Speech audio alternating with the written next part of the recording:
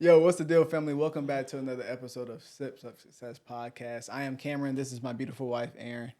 How you doing today? Wife and baby mama. Yeah, my baby mama. I'm good. How are you? I'm good. Yo, What are we sipping on?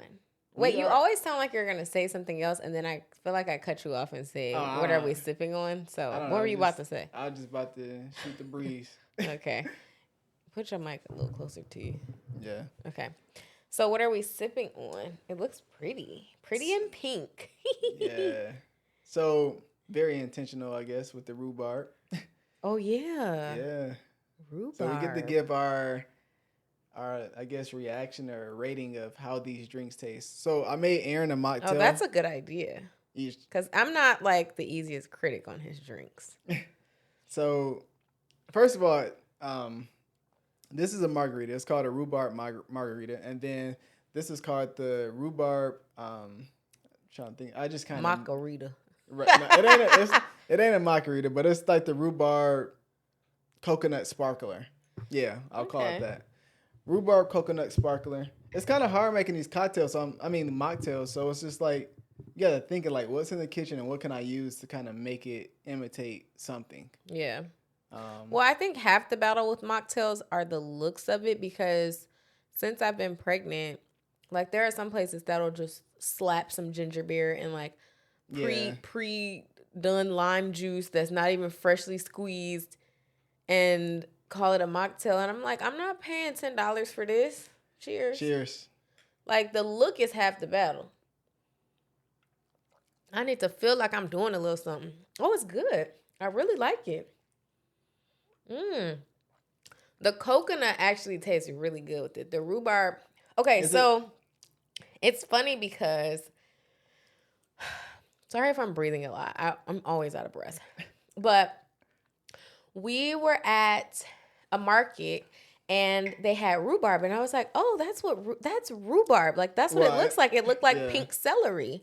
And they were like, and I was like, "Babe, did you see the rhubarb?" He was like, "I was wondering what that was, but it was in the fruit section, but it looks like pink celery." I still don't know if it's a fruit or a vegetable though. Yeah, so I need to look that up. And obviously I started doing the sipping with Cam portion of each of these videos, and I have zero idea or knowledge really about rhubarb in general. yeah, except for that it's sour. It says it tastes sour, and this is actually Yeah, it tastes sour. it has a sour taste. Yeah. But when I realized I'd heard of rhubarb is when I those Trader Joe's drinks. I was like, I don't know how I've heard of it, but it's those little Trader Joe's sparkling drinks. No. Yes, and it's strawberry Listen, and rhubarb. I bought those for the gender reveal, and you was like, "Oh, they have these?" When I put them in the No, basket. I said no because I didn't realize they were back. So Okay. that's the only place that I remember ever seeing But this rhubarb. I'm saying prior to, you didn't say that you saw it before. Yeah. That's what I'm saying. Yeah. I didn't know that you saw those before. Because you were trying to like, did we have a drink? I'm like, no, I've never had rhubarb or heard but of I it. just knew I seen it somewhere, and that's where I saw it at. So anyway, it's really good. You guys have to go check out his like recipe videos now because every one that we do on here, it'll be like uploaded on Wednesdays. So okay, yeah, it's a new thing. And really, it's just kind of give a like breakdown of each drink and kind of like a background. Maybe Aaron will join me on some of them just to kind of rate. That. But oh, let me give my rating. Okay, let me take one more sip. I realized that's really good. This is one of my favorites. I would say that's like a 9. A 9, bet. Ooh, it's really good because it's a little bit sour, but then it's sweet, and then the coconutty flavor really makes like it kind of just. I'm getting cold tops coming it up off. with it. Yeah, good job. Okay. Let me taste yours. I have not had a sip of liquor or wine or anything since I've been pregnant. So yeah, and I really don't miss it. But anyway, okay, so this or that. Moving on. So this is a little remixed version. I saw it on Instagram and I thought it'd be a fun one. So you can only pick 2. No electric bill, your dream backyard, free housekeeping, a private chef, free lawn care, or no property taxes. You can pick 2 out of those. Which 2 would you pick? I would do private chef. Can you name them again? That was a lot. No electric bill. No electric bill, your dream backyard, Mm-hmm. free housekeeping, and private chef. I'm gonna do a private chef and no property taxes. Okay. I would do a private chef and free housekeeping. I just have to do the housekeeping because I feel like that's just one less thing to worry about. And I feel like property taxes, to me, I'm like, I don't know. I just don't feel like that outweighs having free housekeeping. Like housekeeping, that means like no dishes, no washing clothes. Like that takes away all the chores on top of not cooking. Like, bam. I've gotten so much of my life back. So much aging I feel you. has been reversed, you know? Yeah. So that's what I'm picking. I feel you. So let us know what you guys would do. Yeah, I feel you. I mean, I get it though. Yeah. I'm not mad at that. It's just like, I like to see money come back. So yeah. I guess you can get the value out the house, but no property taxes. Yeah. Okay. It would take a good chunk out of the mortgage. Yeah. For sure. Meanwhile, I'm trying to spend money. Well, it wouldn't be spending because the housekeeper would be free. It would be free. So, okay. So what are we talking about? I don't know. What are we talking? You had the topic this time. Oh, shoot. Okay. So, I wanted to talk about when you're dating, what are the expectations of the man? Or of both. But I want to start with the man because I feel like I keep seeing so much chatter from women about how much they won't accept a man if he's X, Y, and Z. So like they don't want to go on coffee dates. They expect their man to like pay for a full vacation. They expect their men to pay some of their bills. Like there are all these like really, in my eyes, like high expectations. And sometimes I feel like people mix up expectations and standards because I don't actually think that they're the same. I feel like you can have high standards. I feel like you should have high standards and high expectations, but like I feel like at the end of the day, it all needs to be communicated.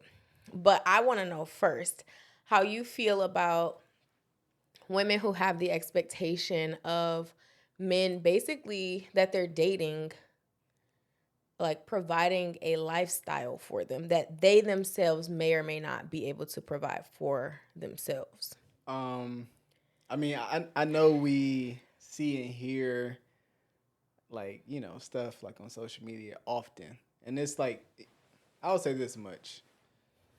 Take relationship advice very lightly on social media. Like, I feel like you see some crazy stuff. And it's just like, yeah, that's probably why you don't have a man or a woman or something like that, right? But that's neither here nor there. Anyway, to answer the question, I feel like it's levels to this.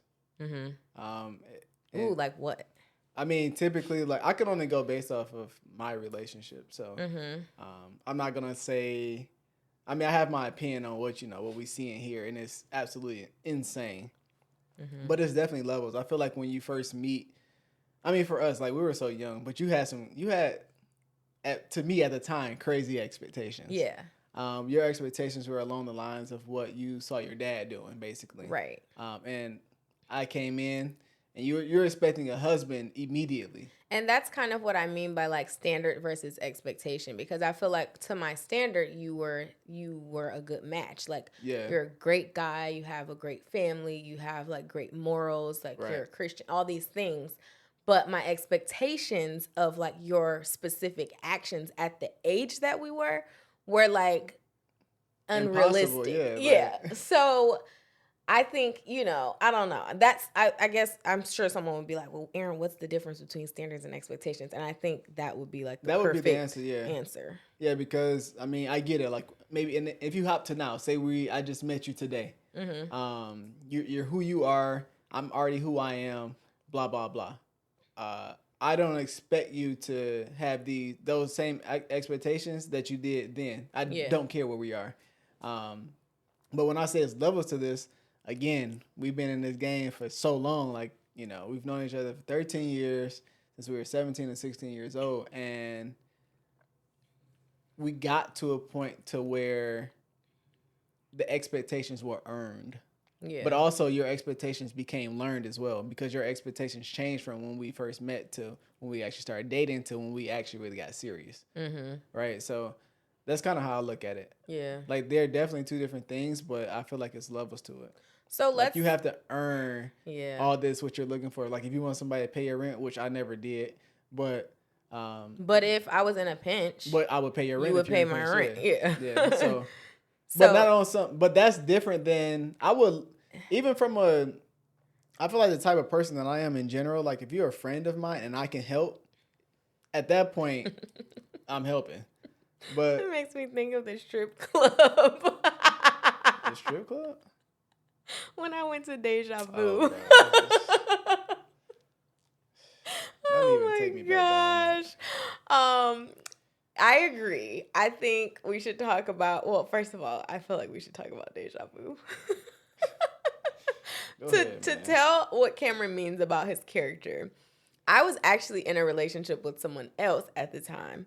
Some of my friends were interning in Michigan from Howard, and we were in college, so we were too young to go to an actual like 21 and up strip club. Now, the strip club that we ended up going to, mind you, none of these friends were from here. They are all from other states. Nor are they about that life. Yeah, and no, none of them about that life. So I'm the only one from here, and they're like, "Oh, there's this strip club called Deja Vu. Like, it's 18 and up. Like, let's do it. Like, let's go. Like, turn up, whatever." And I'm like, "Y'all, that is in the hood. Like, I'm not from those parts, and I'm not trying to go over there." And so they were like, "Aaron, you just so soft, like blah, blah, blah." And I wasn't driving either. Like, I was riding with them. So I literally could not go. And Cameron, like, when he found out, like, months later, maybe years later, he was like, "You went where? With who? Why would you do that? You should have called me that night. As soon as you got there, I would have came there, picked you up. Like, you have no business being over there. Like, this strip club gets shot up all the time. Like, it's just not. It's not. Stuff be going down right there at that corner. Stuff always be going down." So, anyway, Cameron is like, he doesn't care, like, if we're on good terms, talking, not talking. Like, he's just the type of person who, if you're somebody who he's ever cared about, like, he's gonna keep that forever if you ever need him, you know? Unless you cross me. Yeah, well, yeah. But I feel like we should talk about the time we went to the Bahamas for the first time, because we were dating, and it's funny because when we first started dating, I used to think Cameron was so cheap. And I would be like, he never wants to spend money on me. Like, I feel like I'm always, like, a burden. And I really didn't like that feeling. But it was also because, like, we were just so young. Like, we just were. And I was broke. Yeah. And I was, too. I don't know. Right.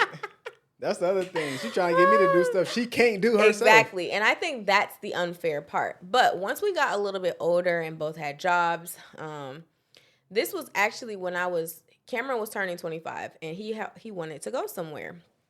And I was just finishing up at Nat Geo, and I was like segueing into Aaron on Demand. Well, no, you actually had been done for a while. You had just moved back. Yeah, I had just moved back. You had been done for like 4 months. I had been, so I was done at that job, and then I was trying to figure out like what's next, and I had still in that limbo part where like, am I gonna stay here and find a job here? That's or am I still applying for jobs? That's the I think also around that time is when another job. Museum. Yeah, I was in talks with another job that I was gonna have to move back to DC for, and it was just a lot going on. Yeah. And my savings was just like dwindling. And I mean, you were paying for your rent out there. Which, I was paying for rent, but also like just trying to figure out what I was going to do next.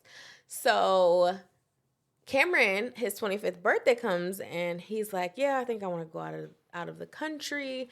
And I'm like, "Okay, like okay, like would love to go, but I can't afford to go, I can't afford to pay for this trip. Like I can't pay for myself.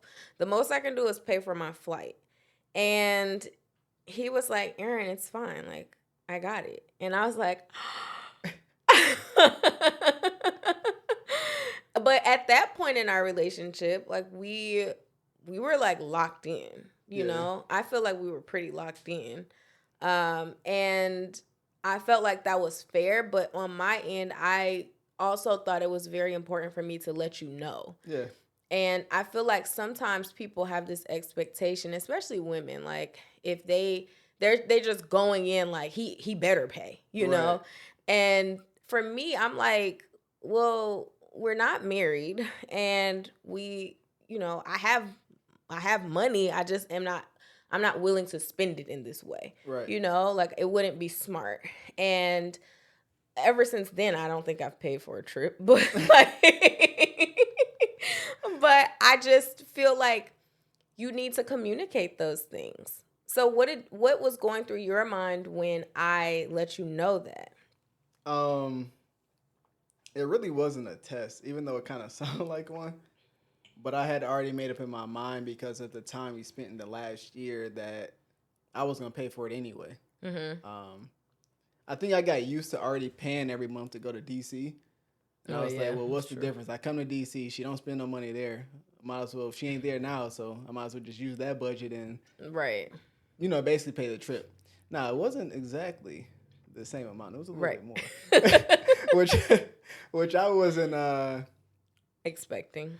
I didn't know what to expect. I didn't have expectations once I got that bill when we checked out. Mm-hmm. But yeah, I already made up my mind. I was like, yeah, I'll pay for the trip. Yeah. Because it was less about, I feel like we were at the point where I wasn't in the mindset of, how do I like word it? I wasn't in the mindset of like, oh, am I going to do this for you? It was just kind of like basically second nature at this point. Like, oh yeah, we going.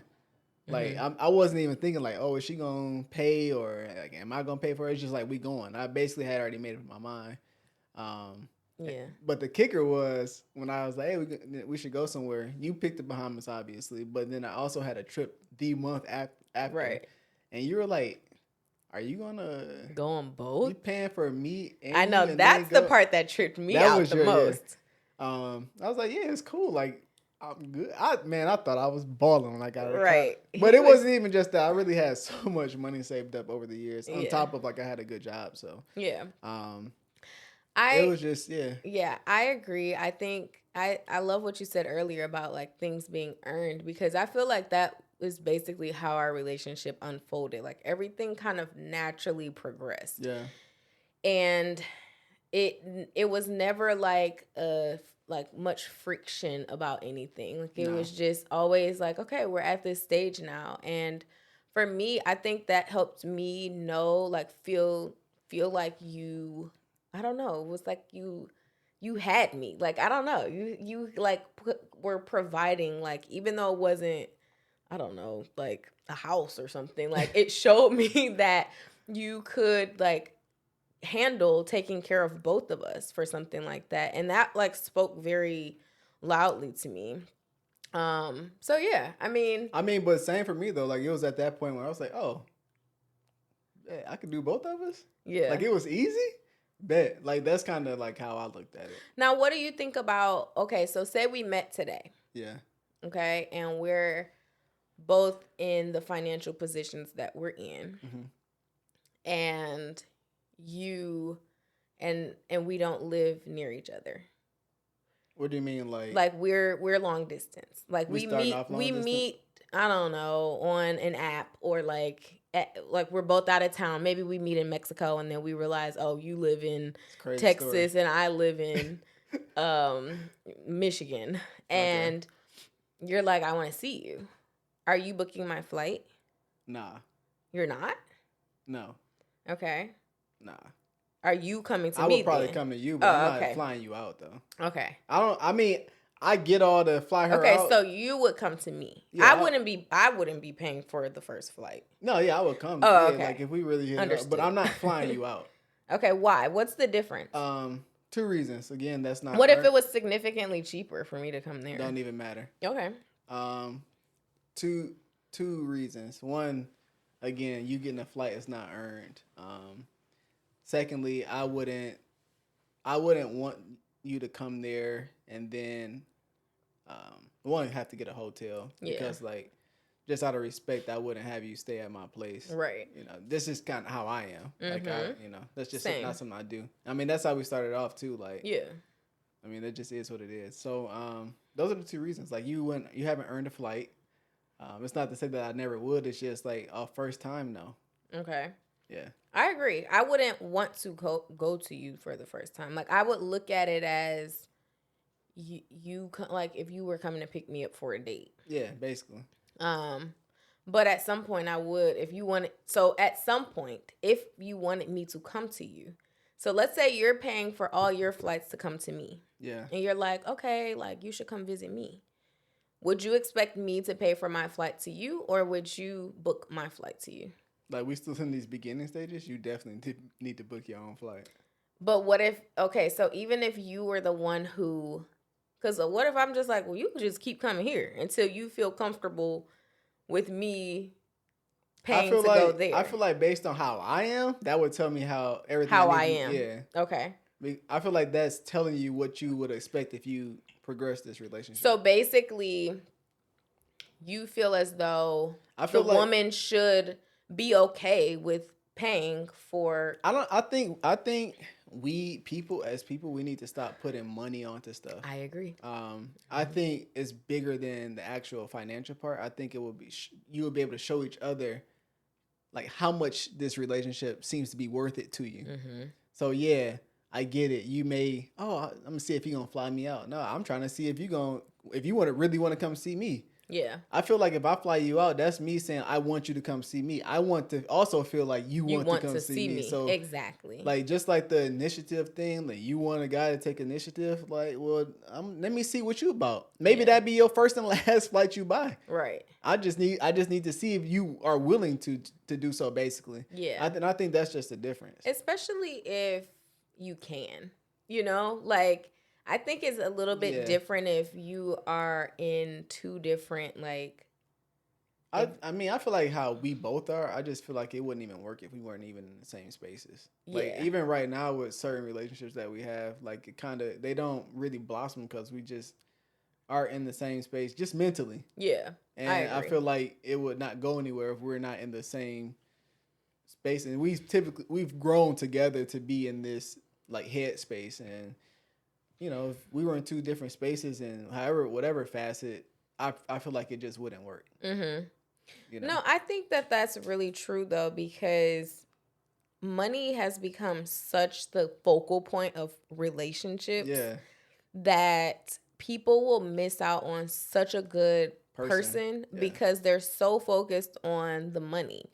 I do think that how you spend your money can say a lot about what you prioritize. Like, I do think that I wouldn't want to be with someone who just didn't want to spend money on me.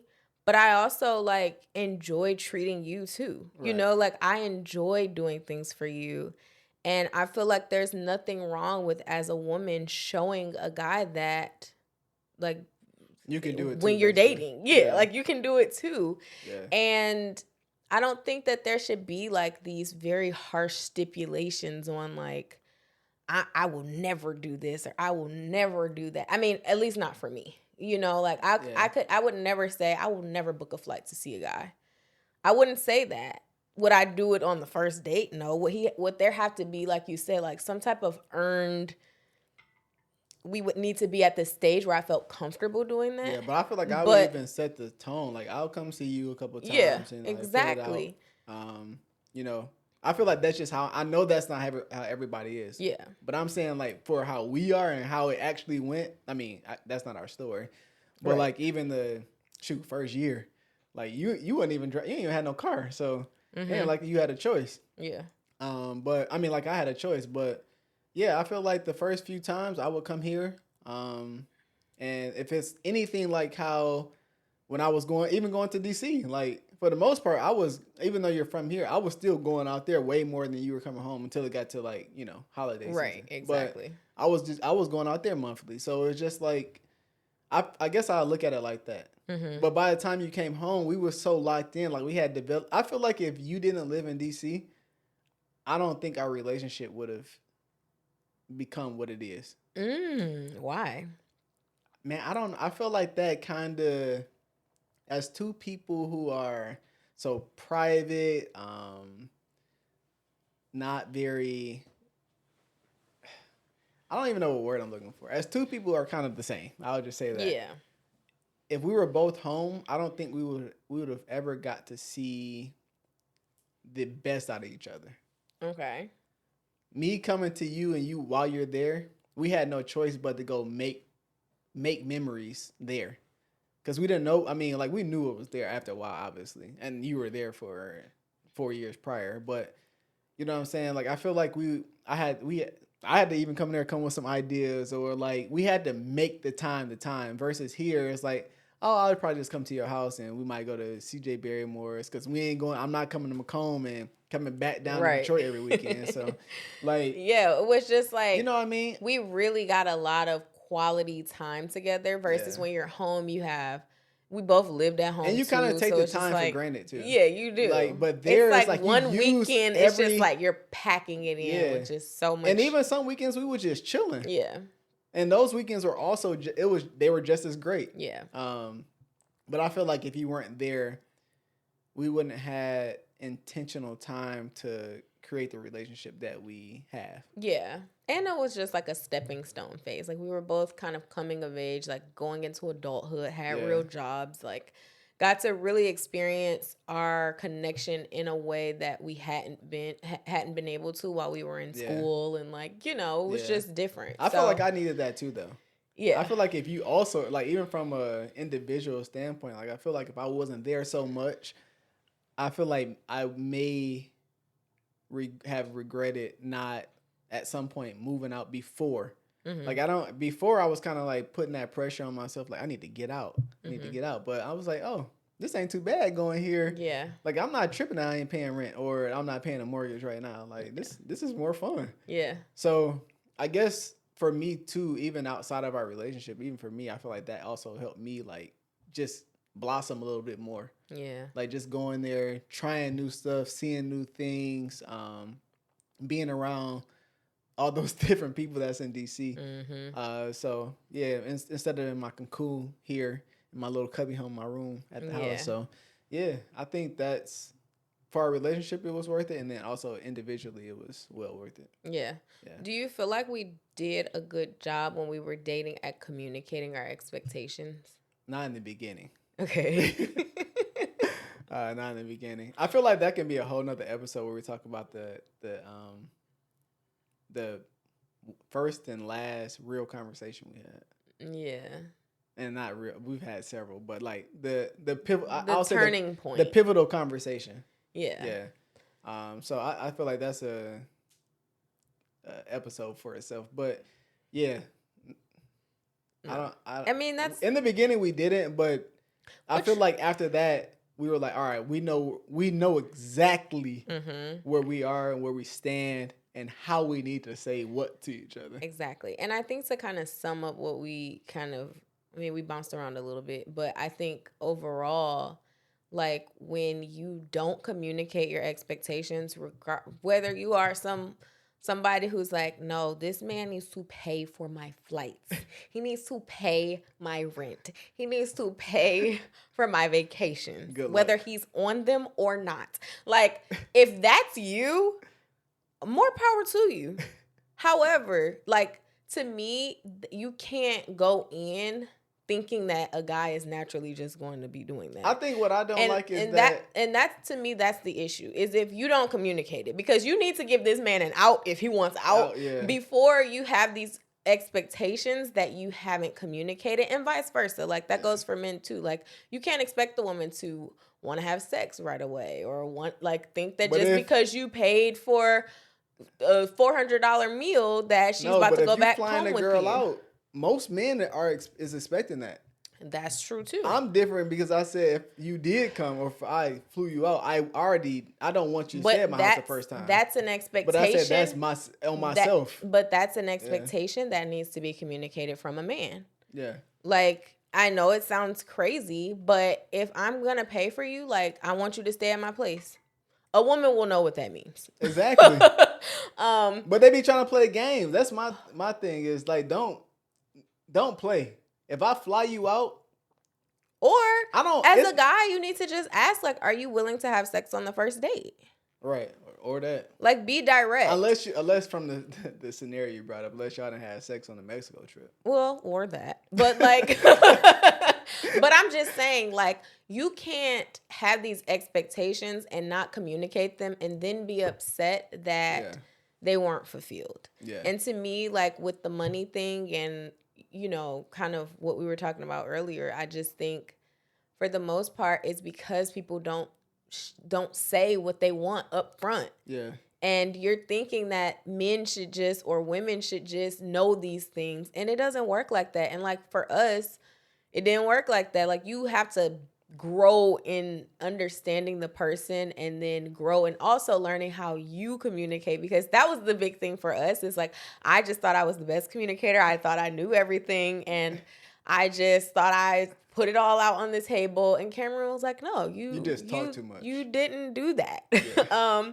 You said a lot of things that weren't the right things, you know? And I think, you know, as women, we can be like that. And it takes a certain type of man to be able to like also communicate that you're not communicating in the way that's effective for him to, you know, do what he need to do. Yeah. And I feel like for us, when I got to that point, it's just because I grew to that point. Mm-hmm. You didn't get me to that point. I just had to go through a few years of growing up as a man to like learn what is it that I want out of a woman, basically. And that it was at that point when I was able to communicate that I'm like, yo, you say a lot, but it's just not right. I understand it. You think you're right, but I'm not speaking because you talking to me, and it's like, well, why would I even respond to that? Yeah, and you already made up in your mind. No, but one of the things that I will always do is like, I'd be like, babe, we got to talk or whatever, which is obviously the worst way to start a conversation. But it was also like, I would let out all of these grievances to Cameron, and then I'd be like, so is there anything you need to like share with me? Like, am I doing anything wrong? And he'd be like, no, Aaron, you're fine. It's fine. Like, and then I will always be like, that, and that also reinforces to a woman that like, oh, I'm perfect, you know, right. like. I knew that anyway. I just wanted to see. I was just making sure, you know. But as a guy, you're like, I'm not saying nothing. Like I'm already tired because she just yapped for 30 minutes, straight. And then she gonna ask me this.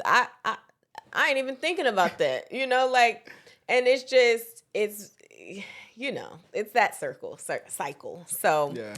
I think we should talk about the conversation that we had in DC. Like it was we were on the brink of a breakup, and I feel like we did kind of talk about that in an episode, but maybe through a different lens we can talk about that. Yeah, I think we did talk about how we almost broke up, but yeah, but I don't know. We could talk about how we made it through.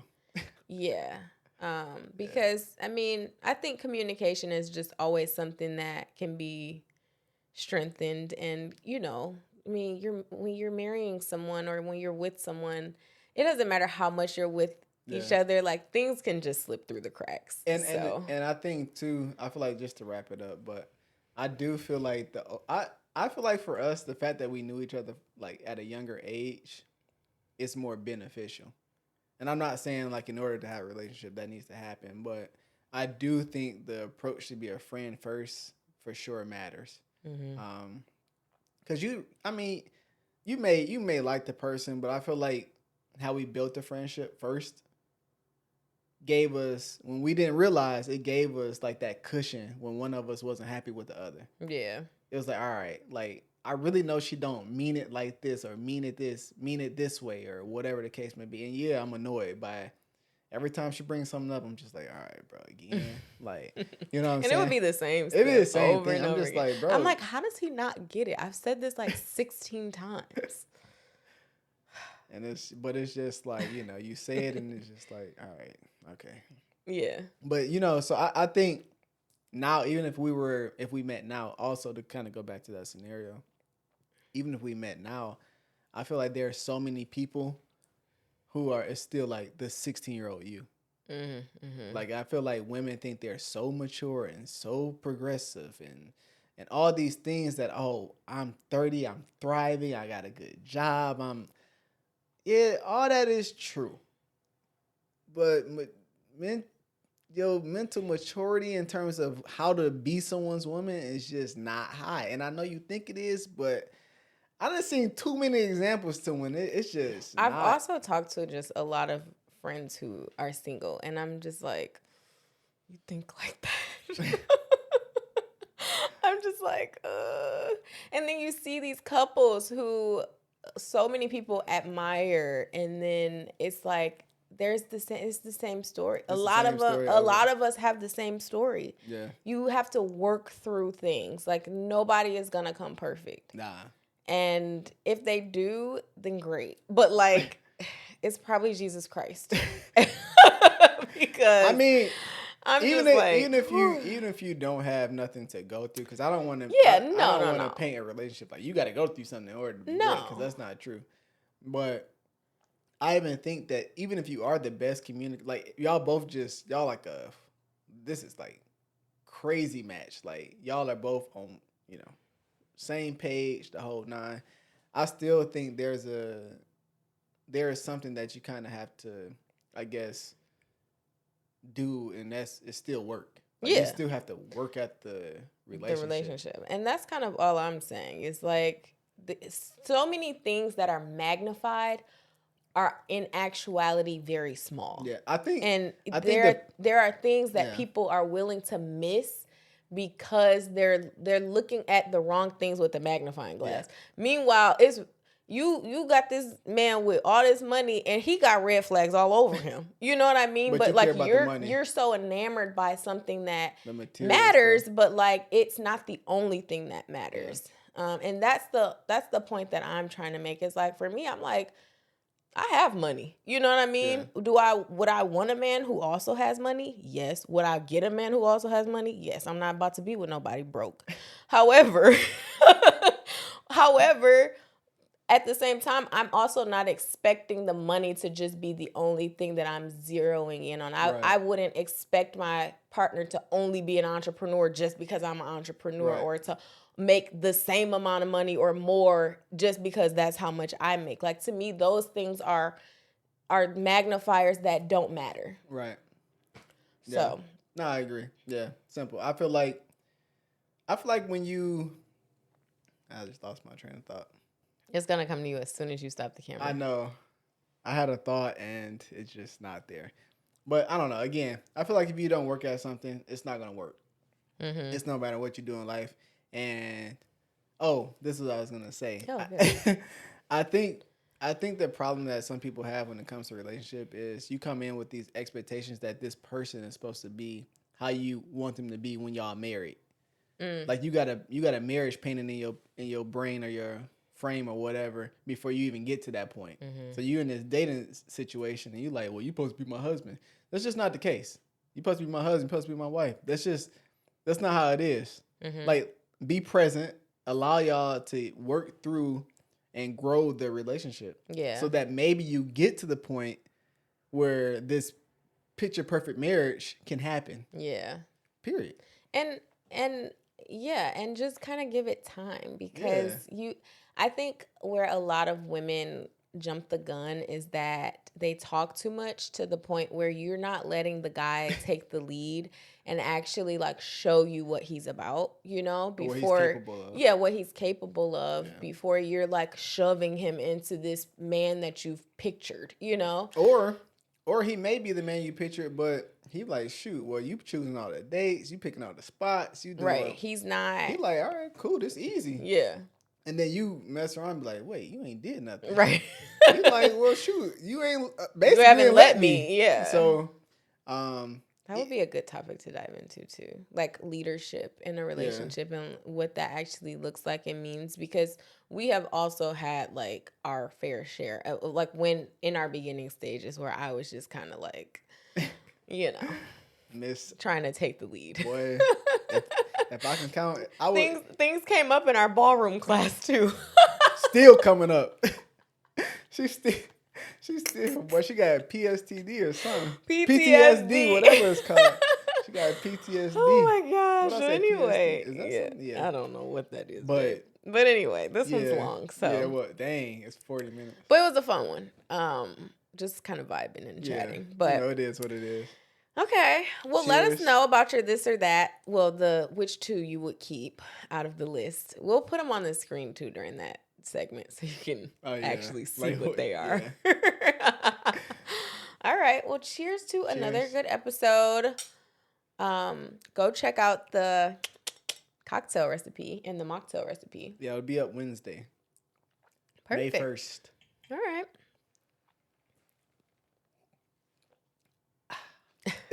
If you rock with me, then you rock with us. We'll see you in the next one. Bye.